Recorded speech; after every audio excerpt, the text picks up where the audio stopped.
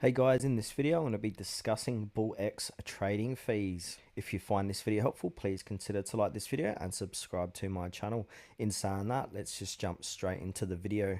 Alright, so BullX is a decentralized trading platform that charges a 1% fee on each transaction applicable to both buy and sell orders.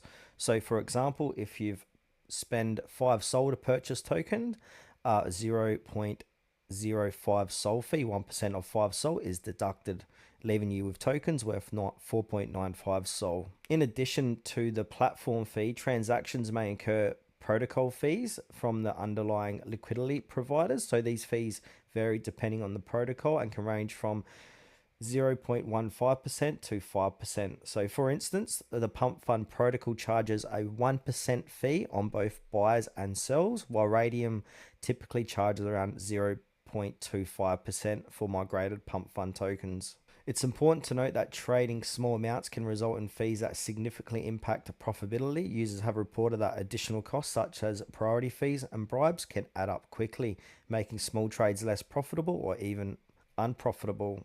So to optimize your trading experience on BullX, consider the following tips I've jotted down. For tip number one, review all fees. So be aware of BullX's 1% platform fee and any additional protocol fees associated with your trades.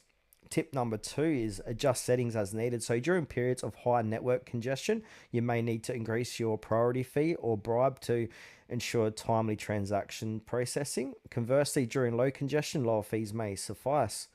And tip number three is monitor market conditions. So high volatility or changes in liquidity can affect slippage. Setting appropriate slippage limits can help manage the risk.